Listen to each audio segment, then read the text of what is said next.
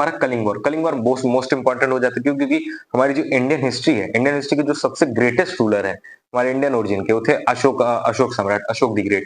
ठीक। नमस्कार दोस्तों, स्वागत है आप सबका आपके चैनल में। मेरा नाम है शक्ति कुमार सिंह और आज का हमारा video all in one video होने वाला है, जिसमें साइंस इस पार्ट में नहीं, हमारे नेक्स्ट पार्ट में रहेगा। इसमें मेनली हिस्ट्री, ज्योग्राफी और पॉलिटी के कुछ क्वेश्चंस मैं नोट करवाऊंगा और ये पूरी की पूरी ट्रिक जो हमारे सीयूटी पर्सपेक्टिव से इंपॉर्टेंट जो जनरल टेस्ट में आ सकते हैं उसके ऊपर पूरी पूरी वीडियो है। ठीक। मैं गारंटी लिया ही हूं मैंने कि आपका मैं जनरल टेस्ट क्लियर करवा दूंगा, तो आप लोग इसको फॉलो करेंगे तो क्लियर हो ही जाएगा। चलो तो बिना टाइम वेस्ट किए स्टार्ट कर दो, क्योंकि ये सेशन थोड़ा लंबा होने वाला है। स्टार्ट करते हैं। सबसे पहले हम अपने हिस्ट्री के मेन बैटल्स पे चलते हैं जिनसे जिनसे क्वेश्चंस आ सकते हैं। ठीक। तो सबसे पहले हमारा बैटल ऑफ हाइडसपस, बैटल ऑफ हाइडसपस को बैटल ऑफ झेलम भी बोलते हैं, यानी झेलम का युद्ध भी बोलते हैं। और ये कब हुआ है? हमारा 326 बीसी में हुआ है।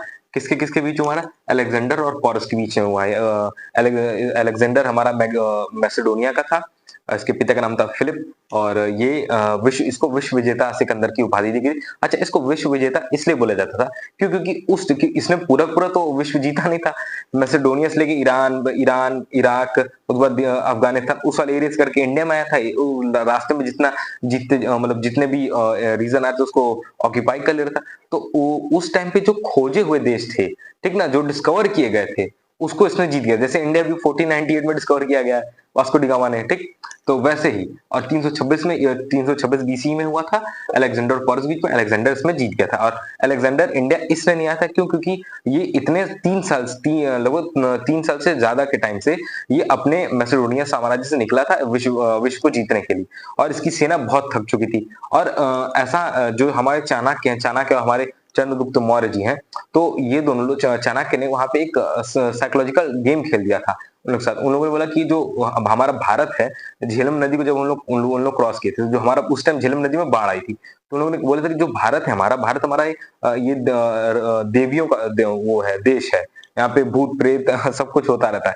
तो इसलिए लोग डर गए थे कि अच्छा, यानी ये जो झेलम का जो वो बाढ़ आया है, और उसमें उन लोगों ने एक तो बाढ़ आया था झेलम नदी का, और उसी टाइम इन लोगों ने उनके कबीलों में घुस के, जो लोग टेंट लगाए रहते हैं, उसमें उन लोगों ने खानों में हल्का हल्का जहर मिला दिया था, जिससे तुरंत लोग नहीं मरते थे, कुछ कुछ टाइम बाद मरते थे। ठीक। 1-2 दिन बाद तो वो मिला था। एक लोग साइकोलॉजिकल गेम, मतलब ट्रिक बन गया था उन लोगों पर। तो लोग बहुत थक गए थे और डर गए थे, इसलिए वो लोग इंडिया से वापस चले गए थे। इंडिया में लोग 19 मंथ्स रहे थे।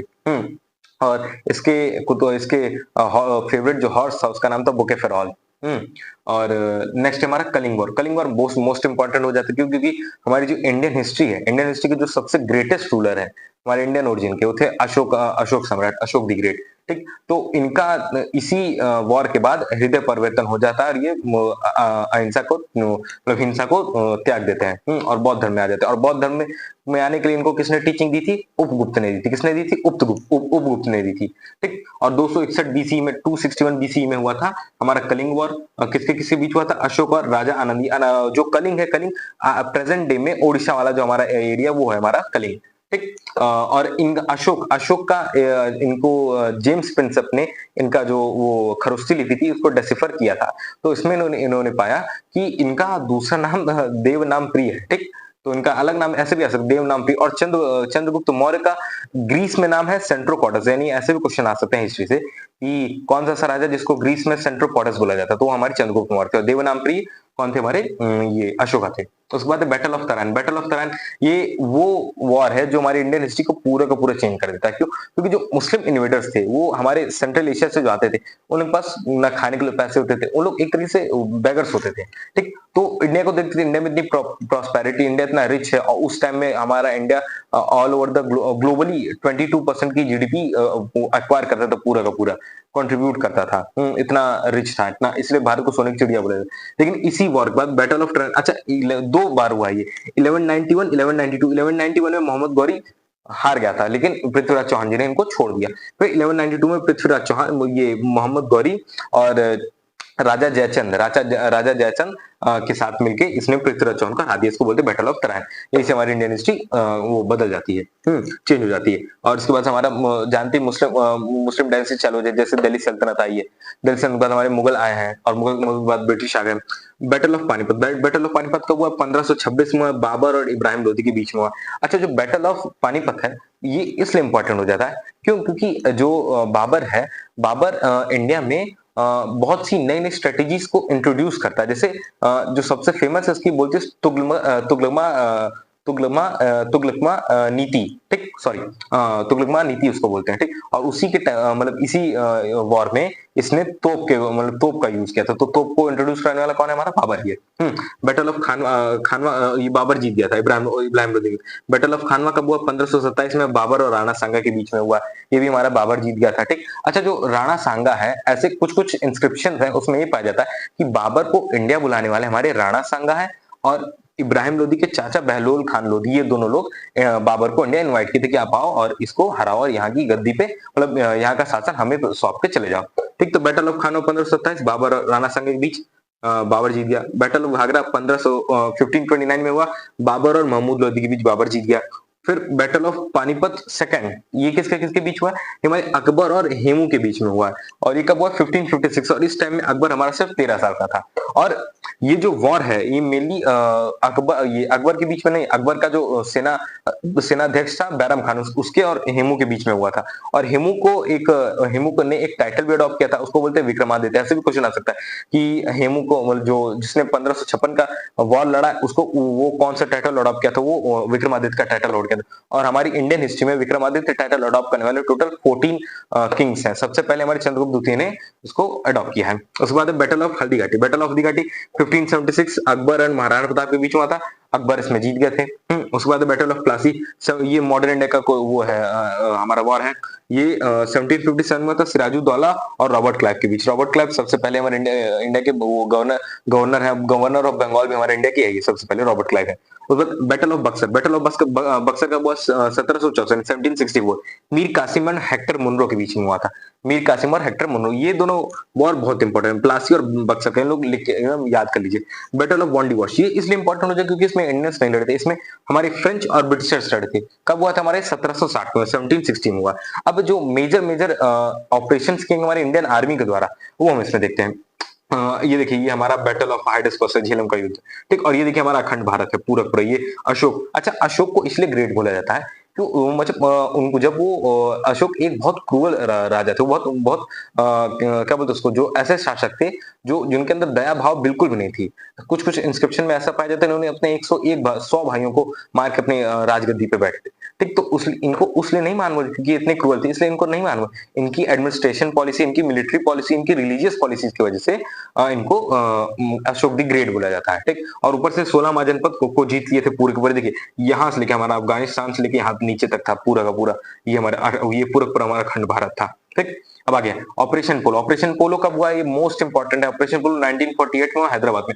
अच्छा, इसमें स्टेट पीसेस का एक बार ऐसे भी क्वेश्चन आया था कि कौन सा ऐसा ऑपरेशन है इंडियन आर्मी द्वारा जो इंडियन आर्मी के ड्रेस में हुआ ही नहीं है। इसमें जो हैदराबाद है, हैदराबाद जैसे थोड़ा मैं शॉर्ट में बताना, हैदराबाद को इंडिया में जोड़ना था। और जो हैदराबाद के जो लीडर थे उनका नाम था मीर उस्मान अली। मीर उस्मान अली बोले थे नहीं नहीं, मैं इंडिपेंडेंट स्टेट बनूं, नहीं तो मैं पाकिस्तान में जुड़ जाऊंगा।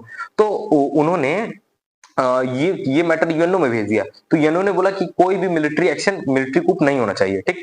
तो हमारे सरदार वल्लभ भाई पटेल जी हैं, इन्होंने दिमाग लगाया, उन्होंने बोला अच्छा ठीक है, मिलिट्री कूप नहीं होना चाहिए ना। तो इन लोगों ने आर्मी वालों को ही पुलिस वालों की वर्दी पहने और तुम जाओ भैया सबको मारो। तो ऑपरेशन पोलो हुआ था 1948 में हैदराबाद में, ठीक। और हमारे सरदार वल्लभ भाई पटेल वर्ल्ड की सबसे ऊंची स्टैच्यू ऑफ यूनिटी उन्हीं की है। 31 अक्टूबर को उनका जन्म हुआ है। और उनको सरदार बारदौली सत्याग्रह की वुमेन्स ने उनको सरदार नाम का टाइटल दिया। किसने दिया? बारदौली सत्याग्रह जो हुआ 1928 में, उसी के बाद इनको सरदार टाइटल दिया गया है। उसके और ऑपरेशन विजय 2 है, मैंने पिछले वीडियो में बता दी। ऑपरेशन विजय 2, एक हमारा जो गोवा को यूनिफाई करना था, गोवा को हमारे इंडिया में जोड़ना था, वो हुआ है ऑपरेशन विजय 1961 में। उसके बाद और एक हुआ 1999 में, ठीक। और 1999 में कौन सा हुआ? हमारा कारगिल वार जो हुआ था उसमें हुआ ऑपरेशन विजय। ऑपरेशन ब्लू स्टार को ही बोलते हैं। ये बहुत कंट्रोवर्शियल वो है ऑपरेशन है, क्यों? क्योंकि अच्छा, ये कंट्रोवर्शियल नहीं, मेरे हिसाब से तो ये बिल्कुल सही है। जो अब वो लोग अलग से खालिस्तान की डिमांड कर रहे थे। अच्छा, इसमें मैं पहले ही बोला, मैं डिस्क्लेमर देना चाहता हूँ, मैं किसी पॉलिटिकल पार्टी की तरफ से नहीं हूँ।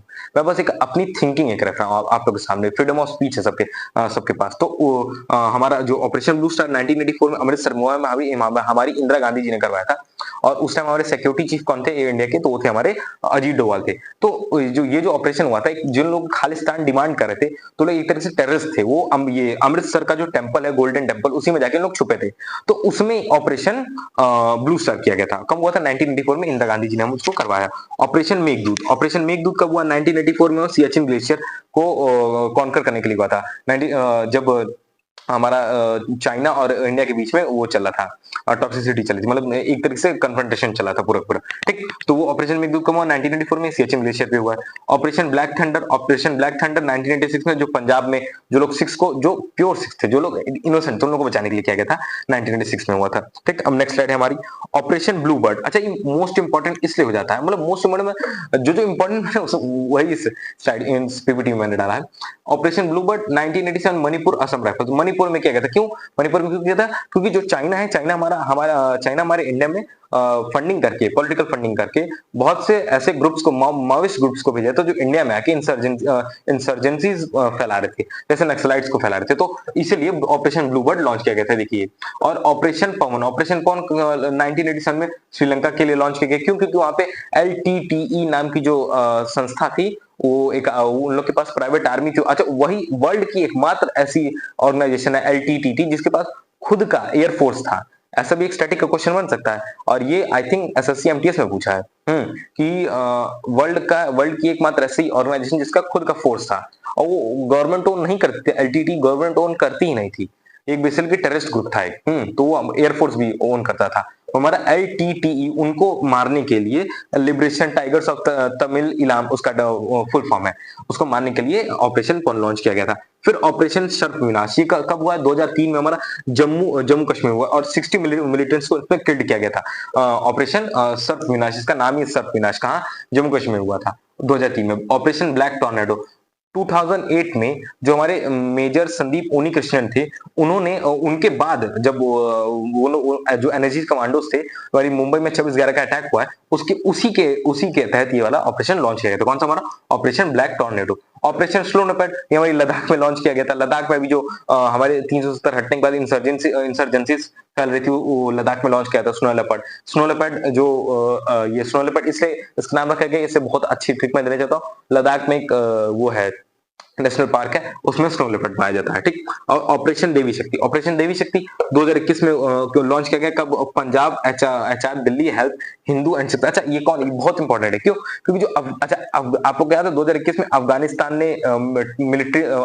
में तालिबान ने टेक ओवर किया था। तो तालिबान ने टेक ओवर किया था, तो उसमें जो वहां के हिंदूज थे, सिख्स थे, उन सबको बचाने के लिए, रेस्क्यू करने के लिए इंडिया ने ऑपरेशन देवी शक्ति लॉन्च किया था। ऑपरेशन गंगा 2022 में यूक्रेन। अच्छा, वो जो एड है, वॉर को आदि पापा, वो इसी के ऊपर बना, ऑपरेशन गंगा 2022 में यूक्रेन से। अच्छा, ये एक हमारा इंडिया का जो जियो पॉलिटिक्स में इतना अच्छा कंट्रीब्यूशन रहा हमेशा से, आजादी के बाद से ही। ये हमारी जवाहरलाल नेहरू जी के द्वारा, उन्होंने क्योंकि नैम का एस्टेब्लिश किया था। तो नॉन अलाइनमेंट ट्रीटी, तो मूवमेंट, सॉरी, तो नैम के द्वारा ही इंडिया का ऑल ओवर द वर्ल्ड सबसे अच्छा रिलेशन है। तो ऐसा कहीं कुछ भी नहीं कि हमारे कहीं भी कोई जवान फंसे हो, स्टूडेंट्स फंसे हो, चाहे वो ऑस्ट्रेलिया हो, चाहे वो यूक्रेन हो, चाहे वो USA, तो उन लोग को छुड़ाया ना जा सके। उसमें कोई ऐसी बहुत हाई क्रिएटेड करने वाली बात नहीं कि वॉर को आदि पापा, वॉर नहीं रुकवाई। ऑपरेशन गंगा लॉन्च हुआ था 2024 में, उसके तहत जितने स्टूडेंट्स थे वो आ गए। ठीक, अब हाँ नेक्स्ट है, और ये देखिए, ये हमारी NSG की टीम है पूरी की पूरी।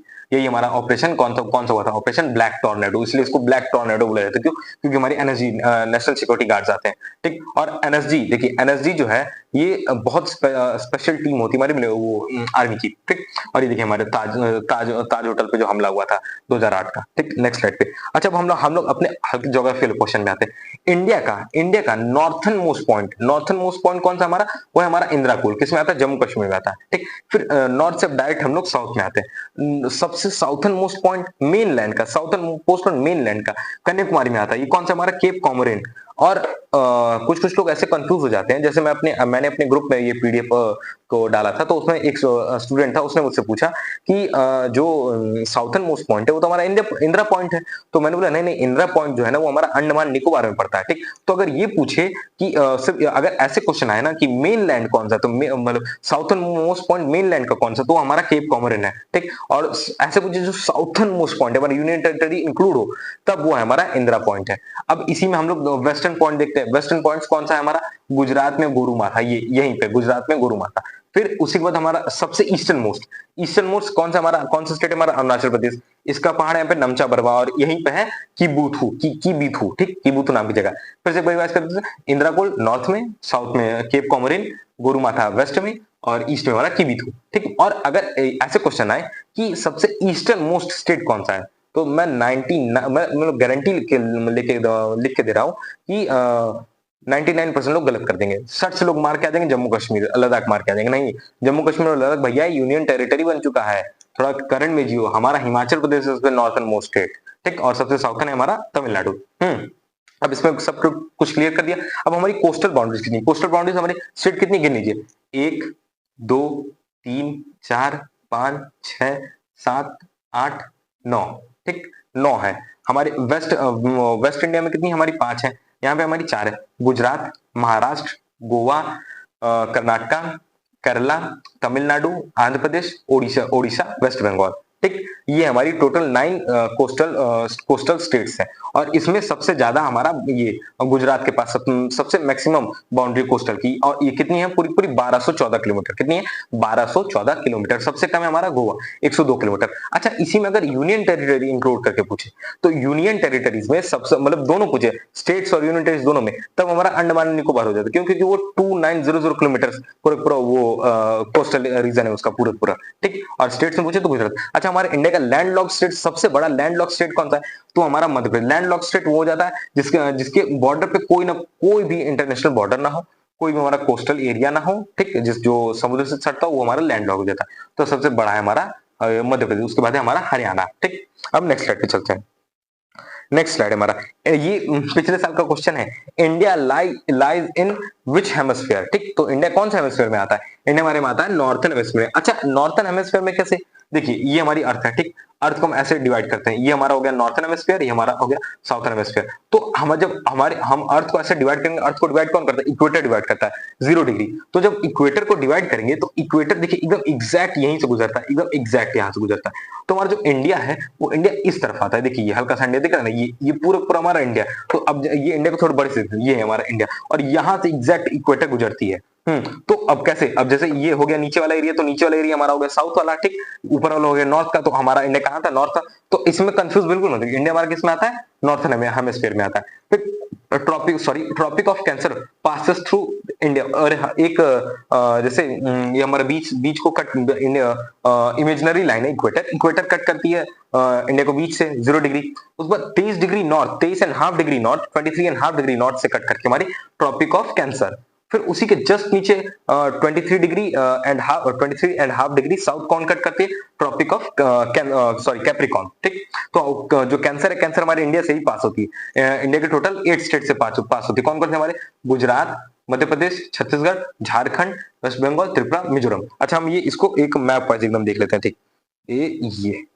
ये हमारा पूरा मैप, ठीक। हमारे जो ट्रॉपिक ऑफ कैंसर का, ठीक, ये यहां से गुजरती है एकदम एग्जैक्ट, ऐसे ये गुजर रही है, ठीक। तो हमारा गुजरात हो गया, ये मध्य प्रदेश हो गया, छत्तीसगढ़ हो गया, झारखंड हो गया, वेस्ट बंगाल हो गया, ये हमारा त्रिपुरा, ये हमारा मिजोरम, ठीक। ऐसे आप लोग याद करें, टोटल 8 स्टेट्स। ऐसे स्टेट्स नहीं पूछेगा, लेकिन मैच द फॉलोइंग में फिर अरेंजिंग ऑर्डर में पूछ सकता है। तो आप लोग ऐसे इसको याद करिए, 8 स्टेट से गुजरती हमारी ट्रॉपिक ऑफ कैंसर। और इसके कितने डिग्री है, इसकी 23.5 डिग्री, 23.5 डिग्री नॉर्थ। फिर इंडिया का all over the world population में कितना कंट्रीब्यूट करता है, 17.5 पॉपुलेशन में कंट्रीब्यूट करता है। फिर नॉर्थन सबसे अधिक है, मैंने पहले पिछले स्लाइड में मैंने बता दिया, नॉर्थन स्टेट है हमारा हिमाचल प्रदेश, सबसे साउथर्न मोस्ट स्टेट है हमारा तमिलनाडु। फिर वेस्ट टू ईस्ट, यानी वेस्ट टू ईस्ट, देखिए यहां से लेके यहां तक जो हमारा इंडिया है, ठीक, ये कितना लैंड ऑक्यूपाई करता है, तो हमारा कितना लैंड ऑक्यूपाई करता है ये 2933 किलोमीटर, कितना ऑक्यूपाई करता है 2933 किलोमीटर। सॉरी थोड़ा माइक मेरा हिल गया है, टू सेकंड मैंने इसको एडजस्ट करने के लिए लिया है। वेस्ट टू ईस्ट हमारा कितना है 2933 किलोमीटर। फिर नॉर्थ टू साउथ कितना है, नॉर्थ टू साउथ हमारा 3214 किलोमीटर। ठीक, और ऐसे आप लोग एक गाना भी है, कश्मीर में तू कन्याकुमारी, ठीक, तो कहां से हो रहा, कश्मीर से कन्याकुमारी तक। ठीक, तो ऐसे ही आप लोग याद करिए, सबसे नॉर्थन कश्मीर, सबसे साउथन कन्याकुमारी, कैप कोमरीन और इंदिरा कोल, ऐसे आप लोग याद करिए। गैप बिटवीन ईच डिग्री, अच्छा जैसे जो मैंने 23.5 डिग्री नॉर्थ बताया, 23.5 डिग्री नॉर्थ, 0 बताया, तो इन सब के बीच में मतलब डिग्री होंगी, जैसे 0 0 बाद 1 आएगा, 2 आएगा, ऐसे करते करते करते करते पूरा पूरा जाता है 181 तक जाता है, 181 तक पूरा पूरा जाता है लैटिट्यूड लॉन्गिट्यूड। तो उन सब एक ईच मतलब हर डिग्री के बीच में कितना कितना गैप आता है, तो हमारा गैप आता है 111 किलोमीटर गैप। ये बहुत इंपॉर्टेंट क्वेश्चन है, ज्योग्राफी का अगर कोई डोमेन का बच्चा ये वीडियो देख रहा है, बहुत इंपॉर्टेंट, भैया लिख लो उसको। साउथर्न मोस्ट पॉइंट हमारा इंदिरा पॉइंट है, कौन सा हमारा, इसका ओल्डेस्ट नेम है। ऐसे भी क्वेश्चन आ सकता है कि पिजमिलियन पॉइंट किसको बोलते हैं, पिजमिलियन पॉइंट, तो कौन है हमारा, इंदिरा पॉइंट बोलते हैं, हमारा इंदिरा पॉइंट का ओल्ड नेम है।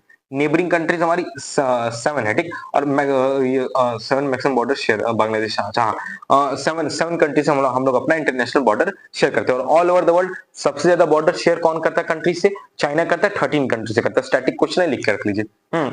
और सबसे ज्यादा हमारा जो बॉर्डर है वो किससे शेयर होता है, वो हमारा शेयर होता है, देखिए ये हमारा बांग्लादेश है ना, जैसे ये देखिए ये ऐसा लग रहा है ये स्मॉल इंडिया है, ये हमारा पूरा पूरा बांग्लादेश, देखिए ये पूरा हमारा बांग्लादेश है ना, तो ऐसा लग रहा है स्मॉल इंडिया। तो जो हमारा बांग्लादेश है ये हमारे इंडिया को लोगों तीन तरफ से घेरता है, ठीक, और ये टोटल हमारा कितना, सॉरी इंटरनेशनल बॉर्डर है ये, तो हमारा कितना है 4096 किलोमीटर हमारा ऑक्यूपाई करता है, मतलब 4096 किलोमीटर, ये देखिए पूरा पूरा ये कवर करता है। और सबसे कम कौन सा कवर करता है, वो हमारा अफगानिस्तान 102 किलोमीटर। यहाँ पे ये जो छोटा सा, अच्छा ये तो जम्मू कश्मीर वाला एरिया हो गया, सॉरी तो सबसे कम हमारा कौन सा करता है, वो है हमारा अफगानिस्तान 104 किलोमीटर। देखिए मैंने लिखा है ना, least border share Afghanistan 106 kilometre. Pakistan, अच्छा ऐसे भी क्वेश्चन आ सकता है, पाकिस्तान के साथ अनऑफिशियल बाउंड्री कौन सी है, तो अनऑफिशियल बाउंड्री कौन सी हमारी है, एलओसी, ठीक, line of actual line of control, ठीक, और उसके बाद इसको रेड और इंटरनेशनल लाइन कौन सी, देखिए अनऑफिशियल एलओसी हो गई, ठीक, और ऑफिशियल कौन सी हमारी रेड क्लिफ हो गई। कब खींची गई हमारी 1947 में, सर रेड क्लिफ ने ये हमारी इंटरनेशनल बाउंड्री लाइन को ड्रॉ किया था। उसके बाद चाइना से अनऑफिशियल कौन सी है, LAC, line of actual control, ये लाइन ऑफ कंट्रोल, ये लाइन ऑफ एक्चुअल कंट्रोल, ये ना ऑफिशियल, और ऑफिशियल है हमारी मैकमोहन, कब खींची गई है 1914 में खींची गई। अच्छा इंडिया और म्यांमार का नाम पहले बर्मा था, वो कब हुआ, वो आप लोग कमेंट में जरूर बताइए, ऐसे मैं बता 1937 में हुआ है। पाकिस्तान और अफगानिस्तान, ये एक्चुअली पाकिस्तान और मतलब अफगानिस्तान और इंडिया के बीच में खींची गई थी, क्योंकि इंडिया तो मतलब पाकिस्तान तो पहले हमारा पार्टीशन हुआ था, वो तो 1947 में हुआ है, ठीक, तो ये पहले खींची गई थी इंडिया और अफगानिस्तान के बीच में, लेकिन बाद में पाकिस्तान, ऑब्वियस सी बात है जब डिवाइड हो जाएगा तो किसके बीच में आ जाएगा, पाकिस्तान आ जाएगा, तो पाकिस्तान और अफगानिस्तान के बीच में हमारी डूरंट है, डूरंट लाइन है। उसके बाद कोस्टल स्टेट्स बाउंड्री 9 स्टेट्स है, मैंने पहले ऊपर ये एक्सप्लेन कर दिया, 9 स्टेट्स है, मैक्सिमम गुजरात 1214 किलोमीटर, लीस्ट सबसे कम 102 किलोमीटर, और ये और कितना कोस्टल बाउंड्री से हमारा कितना किलोमीटर टच होता है, मतलब कि कोस्टल स्टेट से हमारे तो कितने किलोमीटर के हैं, वो 6100 किलोमीटर, यानी 6100 किलोमीटर के हैं। और सबसे ज्यादा कौन सी यूनियन टेरिटरी जो सबसे ज्यादा जो सबसे ज्यादा मैक्सिमम कोस्टल एरिया को कवर करती है, वो हमारी अंडमान निकोबार 1900 किलोमीटर, ठीक। अच्छा मैंने वीडियो में मतलब कुछ देर पहले मैंने इसको 290 बताया, सॉरी उसके लिए मैं माफी चाहता हूँ, मैं भी इंसान हूँ, मैं भी गलती कर सकता हूँ, ठीक। तो अंडमान निकोबार 1900 किलोमीटर वो हमारा कवर करता है। अब हमारा लार्जेस्ट लैंड लॉक्ड स्टेट, मैंने पहले ही बता दिया, लार्जेस्ट लैंड लॉक्ड स्टेट है हमारा मध्य प्रदेश है। फिर स्मॉलेस्ट है हमारा हरियाणा। 38 पैरेलल किसके बीच में है, north Korea and south Korea, पिछले साल क्वेश्चन आया था 38 पैरेलल क्या बोलते हैं कौन कौन से देश के बीच में, तो north Korea south Korea. 49th parallel किसके बीच में, यूएसए और कनाडा के बीच में, बहुत बहुत छोटी बाउंड्री है, ठीक, लेकिन सबसे लंबी है, ठीक, सबसे लंबी इंटरनेशनल बाउंड्री लाइन कौन सी हमारी, यही ऑल ओवर 49 पैरेलल यूएसए और कनाडा की, ठीक। डूरंट पाकिस्तान और अफगानिस्तान। मैग्नेट किसके बीच, फ्रांस और जर्मनी के बीच में। अब हम इंटरनेशनल ऑर्गेनाइजेशंस के ऊपर आते हैं, ठीक। बहुत ज्यादा नहीं पढ़ना, जो मेन है मुख्य उसी को पढ़ना है।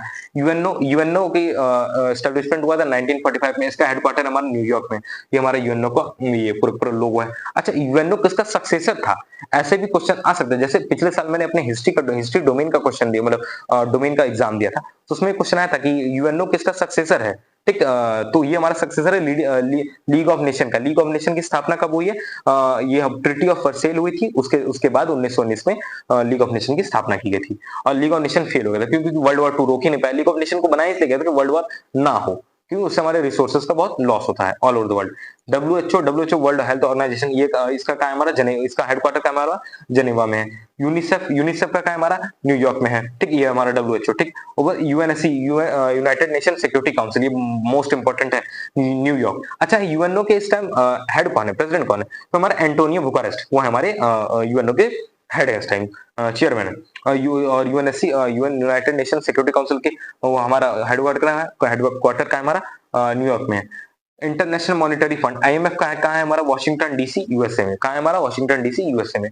और इंटरनेशनल लेबर ऑर्गेनाइजेशन, ये कहाँ है हमारा? जनेवा में। फिर डब्ल्यूटीओ, ये कहाँ है हमारा? जनेवा में। यूनेस्को मोस्ट इंपोर्टेंट, पिछले साल आया था, जो मैंने खुद एग्जाम दिया था, उसमें ये क्वेश्चन आया था, रिपीटेड क्वेश्चन आ सकता है, आप लोग नोट डाउन कर लीजिए। यूनेस्को कहाँ है हमारा? और इसके हेडक्वार्टर हमारे पेरिस में। अच्छा, यूनेस्को का रिसेंटली एडेड जो हेरिटेज साइट है, ठीक, सॉरी हेरिटेज साइट है, हेरिटेज साइट तो रिसेंटली एडेड, वो तो बहुत टाइम हो गया, 2013 के आसपास ऐड हुआ था। नहीं तो रिसेंटली जिसको आईसीएच बोलते हैं, ठीक, जो आईसीएच है वो रिसेंटली एडेड, यूनेस्को ऐड करता है। आईसीएच मेनली जैसे जो फेस्टिवल्स हैं, डांस फॉर्म्स, उन सबको ऐड किया जाता है। तुम्हारा एक फोक डांस है, फोक डांस कौन सा? हमारा गरबा। गरबा को 2023 में ऐड किया गया रिसेंटली। ठीक, और एक मैंने फोक डांस वाली वीडियो में बताया था कि कालबेलिया कब ऐड किया गया, तो कालबेलिया कब ऐड किया? वो 2010 में ऐड किया गया। वही हमारा स्नेक डांस है, वो Guinness book of world record में भी हमारा कालबेलिया ने कालबेलिया ने अपना वो किया, मतलब एक अपनी छाप छोड़ी, और उसको वो कहाँ परफॉर्म किया जाता है? हमारे राजस्थान में परफॉर्म किया जाता है। यूनेस्को का है हमारा पेरिस और फ्रांस में। इंटरनेशनल एटॉमिक एनर्जी एजेंसी का है हमारा वियना ऑस्ट्रिया में है। उसके बाद है ओपेक कंट्रीज। ओपेक क्या, जो हमारी ऑयल रिफाइनरीज होती है ना, जो क्रूड ऑयल को रिफाइन करके बेसी वो वही बोलते हैं हमारे ओपेक को। ठीक, तो वो है हमारा वियना ऑस्ट्रिया, उसका वो हेडक्वार्टर का हमारा वियना ऑस्ट्रिया में। नाटो का क्या है हमारा? बेल्जियम में। अच्छा, नाटो इसलिए इंपॉर्टेंट है क्योंकि यूक्रेन है, यूक्रेन नाटो में ज्वाइन होने वाला है, और इसलिए रशिया और यूक्रेन के बीच में वॉर चल रहा है। अच्छा, वो नाटो में इसलिए ज्वाइन होना चाह रहा है, यूक्रेन हमारा एकदम छोटा सा कंट्री, देखिए ये मैप मैंने लगा ना, यूक्रेन हमारा ये देखिए, ये छोटा सा एकदम डॉट जैसा कंट्री यूक्रेन हमारा। तो यूक्रेन नाटो में अगर ज्वाइन हो जाएगा, तो नाटो का जो जो मोटो है, वो मोटो यही है। नाटो में टोटल 30+ कंट्रीज है, तो उसमें जो जितनी कंट्रीज हैं, उस सारी, अगर उस कंट्री पे जैसे मान लीजिए यूक्रेन जुड़ गया, उसमें 31 कंट्री हो गई, तो 31 कंट्रीज मिलके अगर यूक्रेन पे हमला हुआ, तो 31 कंट्रीज मिलके रशिया पे वो हमला कर देंगी, सारी मिलिट्री आ जाएगी, तो रशिया तो हार जाएगा। तो इसीलिए रशिया चाहता है कि वो यूक्रेन नाटो में ज्वाइन ना हो। और ये जितने भी यूक्रेन है, कजाकिस्तान जितने के जितने हैं, ये सब के सब हमारे यूएसएस, मतलब रशिया के ही पार्ट से। रशिया का पुराना नाम क्या है? यूएसएसआर। वो उसका डिसइंटीग्रेशन कब हुआ है? दिसंबर 1991 में हुआ है। स्टैटिक क्वेश्चन है, इसको लिख के रख लीजिए, हिस्ट्री डोमेन का क्वेश्चन है। नाटो का क्या है हमारा? बेल्जियम में है। ठीक, ये देखिए हमारी नाटो कंट्रीज है पूरी ये वर्ल्ड मैप है ना हमारा, देखिए ये पूरी देखिए, इसमें साउथ अमेरिका भी है, अफ्रीका भी है, देखिए इंडिया भी है, ठीक ना। सॉरी, नाटो कंट्रीज बोले, ओपेक की कंट्रीज है। अब ओपेक तेल की, रिफाइनरीज की, क्रूड ऑयल की जरूरत तो सबको है, ठीक, और खनिज पदार्थ यानी मिनरल्स की, रिसोर्सेज की जरूरत। अच्छा, ओपेक सिर्फ क्रूड ऑयल से रिलेटेड नहीं, मिनरल्स रिसोर्सेज से रिलेटेड भी है। ठीक, तो अब आगे देखते हैं। आशियान, आशियान, इसका प्रोनाउंसिएशन आसियान भी है, एशियान भी है। कहाँ है हमारा? Jakarta Indonesia. कहाँ है हमारा? Jakarta Indonesia. जकार्ता इंडोनेशिया का कैपिटल है। Shark, south Asian association for regional cooperation, ये मोस्ट इंपॉर्टेंट है। हम नेपाल में है। कहाँ है इसका? हमारा हेडक्वार्टर का हमारा नेपाल में। इंटरनेशनल ओलंपिक कमेटी, ये कहाँ है हमारा? लुसेन में है, स्विट्जरलैंड में। कहाँ है हमारा? अच्छा, लुसेन में। और अच्छा, इंडिया सबसे पहले गोल्ड हॉकी में कब जीता है? हॉकी में, अगर वर्ल्ड हॉकी में पूछे ना, वो मतलब हॉकी ऑफ वर्ल्ड कप, ठीक, तो हमारा 1975 में जीता पाकिस्तान को हरा के। और 1948 में एक मूवी बनी है गोल्ड, वो समर ओलंपिक्स थे, ऐसे कंफ्यूज मत होइएगा, वो समर ओलंपिक्स थे, तो समर ओलंपिक्स में सबसे पहले गोल्ड जीता 1948 में, और वर्ल्ड कप वाले हॉकी में कब जीता, 1975 में जीता है, और वर्ल्ड कप हॉकी कब ऑर्गेनाइज करवाया गया था, 1971 में ऑर्गेनाइज कर। अच्छा 2023 में भी वर्ल्ड कप फॉर हॉकी हमारा इंडिया नहीं उसको होस्ट किया, कहाँ होस्ट किया, हमारे भुवनेश्वर में होस्ट किया, एकदम करंट का क्वेश्चन है ये, और जर्मनी इस बार वो फुटबॉल वाला जीत गई है। और छोड़िए, अब वो हमारा वो करंट वाला टॉपिक हो जाए तो उसमें नेक्स्ट में करेंगे। यूएनईपी किसने किया, कहाँ है उसका हेडक्वार्टर, केन्या में। यूएनडीपी हमारा कहाँ है, न्यूयॉर्क में। फिर ये मोस्ट इंपोर्टेंट है, ये हमारी हिस्ट्री के डोमेन एग्जाम में आया था कि 1992 में, सॉरी 19 मतलब जो हमारे अर्थ का फर्स्ट समिट था, जिसमें हम लोगों ने सस्टेनेबल डेवलपमेंट को अडॉप्ट किया था। सस्टेनेबल डेवलपमेंट क्या है, जो हमारे रिसोर्सेज अभी के टाइम में बच गए हैं, उन रिसोर्सेज से हम लोग आने वाले मतलब उन रिसोर्सेज को कंजर्व करके रखें, ताकि हमारी आने वाली जनरेशन उसको मतलब यूज कर सके। जैसे क्रूड ऑयल हो गया, पेट्रोल हो गया, आने वाले टाइम पेट्रोल नहीं मिलने वाला है, ठीक, मिलिट्री इसको बचा के रखिए, और ऑल ओवर द वर्ल्ड भी इसको बचा जा रहा है। फर्स्ट समिट कब हुआ हमारा, एनवायरमेंट से रिलेटेड, तो 1992 में हुआ है, अर्थ समिट था ये, कहाँ हुआ, रियो डी जेनेरियो में हुआ है, ब्राजील में हुआ। और ये कौन सी कमीशन ने इसको वो किया था, मतलब सेटअप की गई थी इसका थीम देने के लिए, तो कौन सी कमीशन थी, हमारी ब्रूटलैंड कमीशन, ठीक। और इसके ऊपर सस्टेनेबल डेवलपमेंट के ऊपर गांधी जी ने भी एक बुक भी लिखी, आवर फ्यूचर, ठीक, sorry our environment our future, उनकी पूरी ये बुक है। और उसके बाद है हमारा सबसे जो एरिया वाइज सबसे बड़े बड़े देश हैं, वो इंटरनेशनल ऑर्गेनाइजेशन, इतना पढ़ के जाइए, गारंटी में दे रहा हूँ आ जाएगा। Russia all over the world सबसे बड़ी कंट्री है। उसके बाद कनाडा है सेकंड नंबर पे, उसके बाद चाइना है एरिया वाइज सबसे बिग कंट्री। रशिया आरसी, ऐसे याद करिए ना, RCC, Russia Canada China, Russia Canada China. Russia capital है मॉस्को, और ये कनाडा का कैपिटल है ओटावा, चाइना का कैपिटल है बीजिंग। और उसके बाद biggest desert all over the world, biggest desert कौन सा, हमारा सहारा डेजर्ट है। ये 11 कंट्री से बॉर्डर, 11 कंट्रीज में आता है सहारा डेजर्ट, सोच लीजिए कितना बड़ा होगा। बिगेस्ट इन एशिया, एशिया का सबसे बड़ा डेजर्ट कौन सा हमारा, गोबी डेजर्ट, और गोबी डेजर्ट हमारा कोल्ड डेजर्ट है, ठीक। और बिगेस्ट इन इंडिया, इंडिया का सबसे बड़ा डेजर्ट कौन सा, हमारा थार डेजर्ट है। मतलब biggest island all over the world, biggest island कौन सा है, वो हमारा ग्रीनलैंड है। अच्छा जलीय द्वीप, यानी जो रिवर्स के द्वारा एक आइलैंड बनाया जाता है, तो वो ऑल ओवर द वर्ल्ड सबसे बड़ा आइलैंड कौन सा है, तो हमारा माजुली है, जो वेस्ट बंगाल के पास हमारा पूरा sorry West Bengal north east के आसपास पूरा पाया जाता है। एग्जैक्टली मैं याद ये नहीं कर पा रहा हूँ। माजुली सबसे बड़ा द्वीप, ठीक। ये सीयूटी का क्वेश्चन है, ठीक। अब आगे देखते हैं, tallest statue of the world, biggest island तुम्हारा Greenland, tallest statue of the world है हमारा Statue of Unity, Sardar Vallabhbhai Patel ji की है।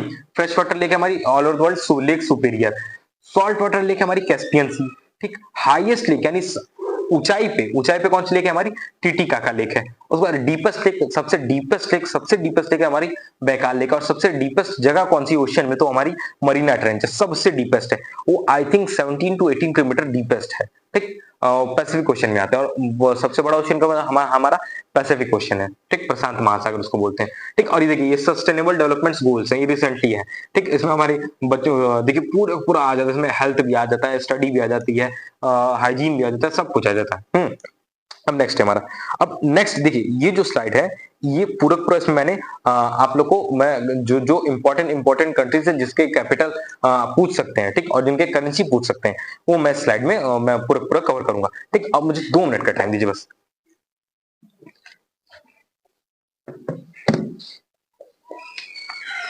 सॉरी 2 मिनट का 2 सेकंड के अंदर मैंने ये कर दिया है।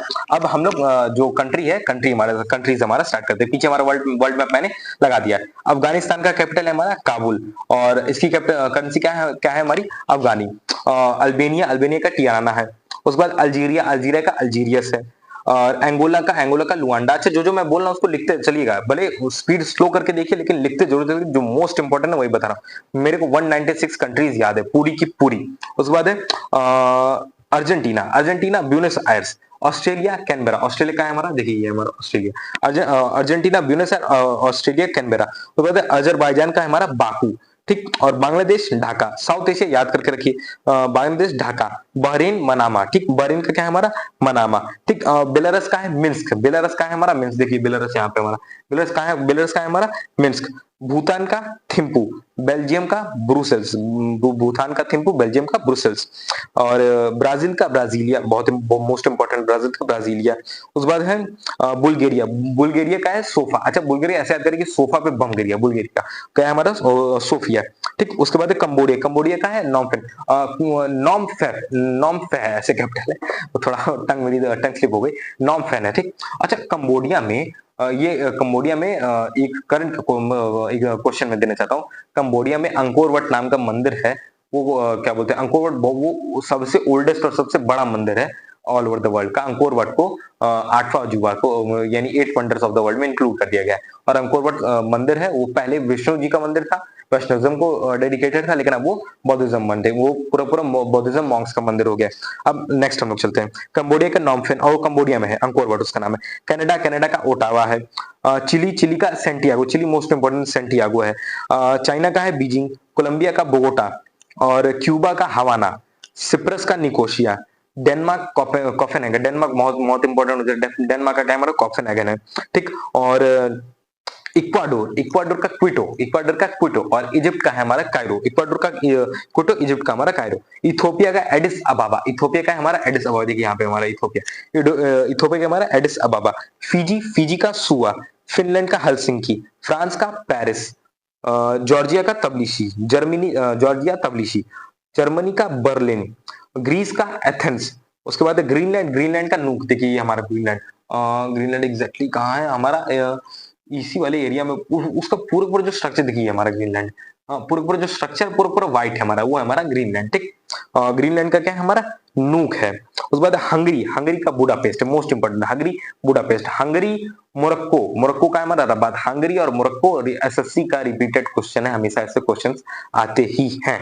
हांगकांग, हांगकांग का हांगकांग, हांगकांग सिटी। आइसलैंड का रिकजाविक, इंडिया का न्यू दिल्ली, इंडोनेशिया का जकार्ता। अच्छा मेरा एक दोस्त है, उसने मुझे बोला कि भाई इंडोनेशिया का तो कैपिटल चेंज हो गया, कोई नुसांके हो गया, तो नुसांके भी इंप्लीमेंट नहीं हुआ है। जो नुसांके है वो हमारे 2045 में इंप्लीमेंट होगा, अभी इंडोनेशिया गवर्नमेंट सोच रही है। और इंडोनेशिया वर्ल्ड की सबसे मोस्ट इस्लामिक पॉपुलेटेड कंट्री है। इंडोनेशिया का हमारा जकार्ता। ईरान तेहरान, देखिए हमारा ईरान है, ईरान इस वाले एरिया में Iran Tehran. Iraq Baghdad. Israel Jerusalem, Israel most important present scenario में बहुत इंपोर्टेंट, इजराइल का हमारा जेरूसलम। जापान टोक्यो, जापान हमारे यहाँ पे देखिए, यहाँ पे हमारा Japan, Japan Tokyo. Jordan Amman, Jordan हमारा इसमें है, जॉर्डन अम्मान अफ्रीका का देश है। Kazakhstan Astana, Kazakhstan Astana, Kazakhstan Astana. तो बाद कोरिया, कोरिया का प्योंगयांग, और नॉर्थ कोरिया, साउथ कोरिया का हमारा सियोल है। लाओस का वियंटियन है। Lebanon Beirut, Libya Tripoli, Malaysia Kuala Lumpur, Maldives का माले, मॉरिशियस, मॉरिशियस का बहुत मोस्ट इंपोर्टेंट, मॉरिशियस का जो प्रेसिडेंट है वो हमारा इंडियन ओरिजिन का है। मॉरिशियस का है Port Louis. Mexico, Mexico City. Mongolia Ulaanbaatar. Morocco Rabat मैंने बताया था। मोजाम्बिक का मापुटो है। म्यांमार का न्यायपीड़ा, म्यांमार का हमारा न्यायपीड़ा है। न्यूरोन का यारेन है। Nepal Kathmandu. Netherland Amsterdam, most important, Netherland Amsterdam. New Zealand Wellington. Nigeria का अबुजा है, क्या है नाइजीरिया का अबुजा। और Norway Oslo, Norway Oslo. Oman Muscat, Pakistan Islamabad. Panama, Panama City. Philippines Manila. Poland Warsaw. Qatar का Doha, Qatar all over the world सबसे अमीर country है। कौन सी हमारी कतर, वो है हमारा दोहा में है। रोमानिया का है बुखारेस्ट। अच्छा हंगरी का बुडापेस्ट है और रोमानिया का बुखारेस्ट है, ठीक, तो उसमें कंफ्यूज मत होइएगा। रशिया का है मॉस्को। सऊदी अरब का रियाद है। सेनेगल डकार, जो ऐसे डकार लेते हैं ना सेनेगल, उसका नाम है सेनेगल का कैपिटल डकार। और ऐसी कौन सी कंट्री जिसका 3 कैपिटल है टोटल, ठीक, तो मेनली उसका 6 मंथ वाइज चेंज होता रहता है। तो मेनली प्रिटोरिया माना जाता है साउथ अफ्रीका का, लेकिन प्रिटोरिया है और केप टाउन है। सिंगापुर, सिंगापुर सिटी है। और उसके बाद श्रीलंका, श्रीलंका का थोड़ा लंबा कैपिटल हो जाएगा, श्री जायवर्धनम पुरा कोटे, श्री जायवर्धनम पुरा कोटे, ठीक। उसके बाद है हमारा स्वीडन, स्वीडन का स्टॉकहोम्स है। स्विट्जरलैंड, स्विट्जरलैंड का बर्न है। सीरिया, सीरिया का डेमस्कस है। तजाकिस्तान दुशांबे है। Thailand Bangkok. टर्की, टर्की का अंकारा। और युगांडा, युगांडा का कंपाला। उसके बाद यूक्रेन, यूक्रेन का कीव, कैपिटल क्या है हमारा कीव। यूएई, यूएई का अबू धाबी। यूके का London, USA Washington DC, Uruguay, Uruguay का क्या है हमारा मॉन्टेविडियो, उसके बाद है उज्बेकिस्तान, उज्बेकिस्तान का हमारा ताशकंद, वेनेजुएला, वेनेजुएला इसलिए इंपॉर्टेंट हो जाता है कि वेनेजुएला और ऑल ओवर द वर्ल्ड सबसे जो चीपेस्ट और सबसे अच्छी क्वालिटी का जो पेट्रोल है वो हमारा वेनेजुएला वो प्रोड्यूस करता है। ठीक, यूएसए उसके ऊपर ऑक्यूपाई किया पूरा पूरा। वेनेजुएला का कैपिटल क्या है हमारा कैरेस्कस है, वो कैरेकस है। लास्ट हमारा जिम्बाब्वे, जिम्बाब्वे का है हमारा हरारे। अच्छा ठीक, ये मैंने पूरा का पूरा आप लोग को मैंने ये सॉरी ये मैंने बुक से बताया है। ये जितने भी मैंने सॉरी 2 मिनट सेट कर लूं। इसके मैं थोड़ा माफी चाहना चाहता हूँ, 2 सेकंड का बस टाइम दीजिए। ये जो जितने ये है मैंने ये लूसेंट जो मेरी बुक है जीके की बुक मैंने उससे बताया। अब मैं ऐसे बता, इंडिया का हमारा न्यू दिल्ली, पाकिस्तान का इस्लामाबाद, बांग्लादेश का ढाका, भूटान का Thimphu, Myanmar Naypyidaw, China Beijing, Japan Tokyo, Australia Canberra, और उसके बाद ब्राजील, ब्राजील का Brasilia, USA Washington DC, Canada Ottawa, South Africa Cape Town Pretoria, उसके बाद Kazakhstan Astana, Russia Moscow, Syria दमिश्क, और Cyprus Nicosia, Belgium Brussels, France Paris. मैंने तो पूरे पूरे बता दिया, लेकिन ऐसे में खुद से एक बार रिवाइज मतलब आपको बताना चाहता कि आप लोग को ऐसा ना लगे कि ये तो बुक से देख के पढ़ा है। नहीं, मुझे याद है, लेकिन मैं लाइन बाय लाइन तेजी से बताने के लिए मैंने बुक उठाया था। ठीक, अब ये वीडियो मैं अपना यही खत्म करूंगा। थोड़ा मैंने पहले ही बोला था कि सेशन थोड़ा लॉन्ग होने वाला है। ठीक, तो ये वीडियो अब यहीं खत्म करते हैं। ज्योग्राफी हिस्ट्री मैंने मेनली पूरा पूरा बता दिया। अब नेक्स्ट वीडियो में मैं पॉलिटी कवर कर दूं, क्योंकि पॉलिटी थोड़ा बड़ा टॉपिक हो जाता है। पॉलिटी में हमारा नेशनल मूवमेंट्स भी आ जाते हैं, पॉलिटी में हमारा कॉन्स्टिट्यूशन भी आता है, मेकिंग ऑफ कॉन्स्टिट्यूशन भी आ जाता है, पोस्ट इंडिपेंडेंस आ जाता है। ठीक, तो इतना इस वीडियो में इनफ है। हिस्ट्री के लिए, ज्योग्राफी के लिए बस इतना, इससे ज्यादा आप लोग पढ़ने की जरूरत नहीं। डिस्क्रिप्शन में लिंक दे दूंगा, वहां से आप लोग डाउनलोड कर दीजिए। मिलते हैं हम अपने नेक्स्ट वीडियो में, तब तक के लिए धन्यवाद।